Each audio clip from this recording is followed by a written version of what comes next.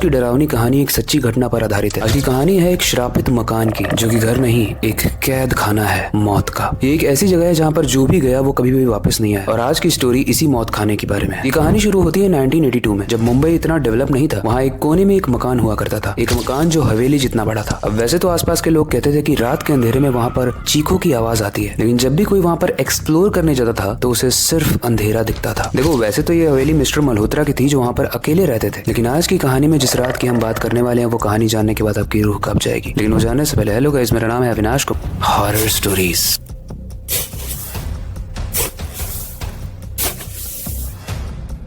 जिस रात की हम बात कर रहे हैं, उस रात के बाद मिस्टर मल्होत्रा, जो अकेले उस हवेली में रहते थे, वो कभी भी वापस नहीं दिखे। उनकी प्रेजेंस भी महसूस नहीं हुई, और अगर कुछ महसूस हुआ तो वो था एक अजीब सी बदबू। एक ऐसी बदबू जो किसी मुर्दे के शरीर से आती है। वो बदबू इतनी तेज थी कि आसपास के पड़ोसी भी परेशान हो गए। परेशान होकर जब उन्होंने पुलिस को बुलाया, और पुलिस ने जब उस दरवाजे को खोला, तो जो दृश्य था वो देखने के बाद सबके होश उड़ गए। वो देखते हैं कि मल्होत्रा जी का चेहरा बिस्तर पर पड़ा हुआ था, लेकिन सिर्फ उनका चेहरा, उनका शरीर कहीं भी नहीं था। ऐसा लग रहा था किसी ने उनका चेहरा चीर कर उनके शरीर से निकाल कर यहाँ फेंका। और इसी के साथ दरवाजों पर खून से लिखा हुआ था, मुझे और चाहिए। लेकिन कौन था ये? कहानी में एक ट्विस्ट आने वाला है, इसलिए ध्यान से सुनना। एक बूढ़ी औरत जो हवेली के पास रहती थी, उसी हवेली जिसमें मिस्टर मल्होत्रा रहते थे, उसने पुलिस से कहा, ये पहली बार नहीं हुआ है, इस घर ने पहले भी लोगों को निगल लिया है, तुम सब भी चले जाओ वरना वो तुम्हें भी ले जाएंगे। लेकिन किसी ने भी उसकी बात नहीं मानी। ऐसे में पुलिस ने केस क्लोज कर दिया। देखो, बुढ़िया ने तो जो बात कही वो कही, लेकिन पुलिस को कोई भी एविडेंस नहीं मिला, जिसकी वजह से पुलिस ने इस केस को क्लोज कर दिया। लेकिन इसके बाद भी लोगों का ये मानना था कि वो मौत नॉर्मल तो नहीं थी, क्योंकि ऑब्वियसली हम नॉर्मली नहीं देखते हैं कि किसी का चेहरा पड़ा हुआ है बेड पे और उसके शरीर का पता ही नहीं है। लोगों का मानना था, हो सकता है ये कोई शक्ति थी, कोई आत्मा था जो बदला ले रहा था, या फिर कोई इंसान जो इस तरह की डरावनी हरकत कर रहा था, कोई क्रिमिनल में भी। लेकिन जब शोर इतना ज्यादा उठ गया था, तो एक जर्नलिस्ट आया यहाँ पर इंस्पेक्शन करने के लिए। उसका नाम था रोहित। वो इस मिस्ट्री को सॉल्व करने के लिए उस हवेली के वापस अंदर जाने लगा, लेकिन लोगों ने उसे बताया था कि यहाँ पर मत जाओ, क्योंकि ये हवेली लोगों को निगल जाता है। रोहित ने उन लोगों की बात नहीं मानी और वो अंदर चला गया। रोहित जैसे ही दरवाजा खोलता है, दरवाजा तो अपने आप खुल जाता है, बट अंदर एक अजीब सी ठंडक थी, एक अजीब सी घुटन टाइप की उसे फील हुई, जैसे बहुत अजीब सी स्मेल आई हो उसे। पहले हो सकता है ये स्मेल वही हो जिसके बाद लोगों को इस हवेली के बारे में पता चला, यानी मिस्टर मल्होत्रा के चेहरे की स्मेल। रोहित ने हवेली के अंदर जाते ही टॉर्च जलाई, क्योंकि अंधेरा काफी था। लेकिन जैसे ही टॉर्च जलती है, सामने शीशा था। लेकिन स्ट्रेंज बात यह है कि शीशे में रिफ्लेक्शन कोई भी नहीं था। मतलब ऐसा शीशा जिसके सामने अगर आप खड़े हो जाओ तो आप ही ना दिखो। जब तक वो इस शीशे वाले जादू को देख रहा था, एक अजीब सी डरावनी आवाज आती है कि अब तू भी यहीं पर रुकेगा। रोहित को ये चीज स्ट्रेंज लगती है, तो वो सोचता है अब निकलते हैं यहाँ से, बाद में आएंगे। जब वो दरवाजे की तरफ वापस से भागता है, तो दरवाजा बंद हो चुका था, मानो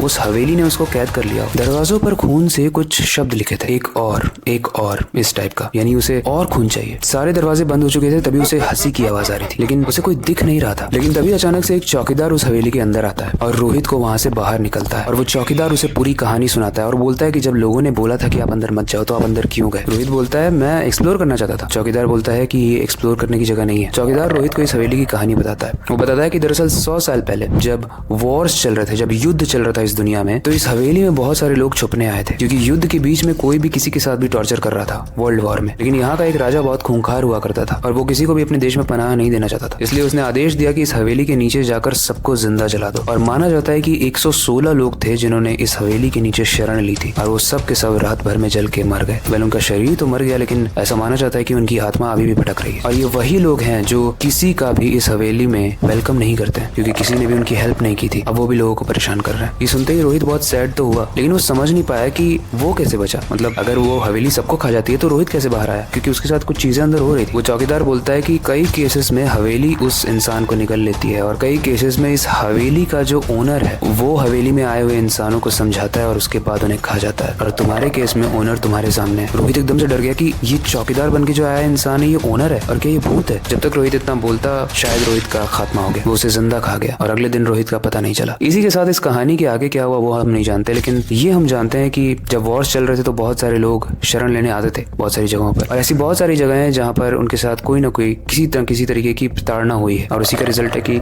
हमारे देश भर में ऐसे बहुत सारी जगहें हैं जो हॉन्टेड हैं। और वैसे ही लिस्ट पर मैं रिसर्च कर रहा हूँ कि कौन सी ऐसी स्टोरीज है जिसकी वजह से वो भूत या वो जगह हॉन्टेड बनी, जो कि आने वाले एपिसोड्स में आपको दिखेंगी भी। बहुत इंटरेस्टिंग है, मेरे लैपटॉप स्क्रीन पर भी अभी दिख रहा है। बट ये स्टोरी आपको कैसी लगी, आप कमेंट सेक्शन में जरूर बताना। इससे रिलेटेड कोई भी फीडबैक हो, आपके पास कोई सजेशन है, वो भी आप हमें कमेंट सेक्शन में दे सकते हो। इसके अलावा वक्त आ चुका है इस वीडियो को एंड करने का और नई वीडियो पर काम शुरू करने का। लेकिन जाने से पहले बस एक ही चीज कहना चाहूंगा, अपनी क्यूरियोसिटी को डाय मत होने देना, नई चीजें सीखते रहना, अपने बेड के नीचे और खिड़की के बाहर जरूर देख लेना। मिलते हैं अगली वीडियो में।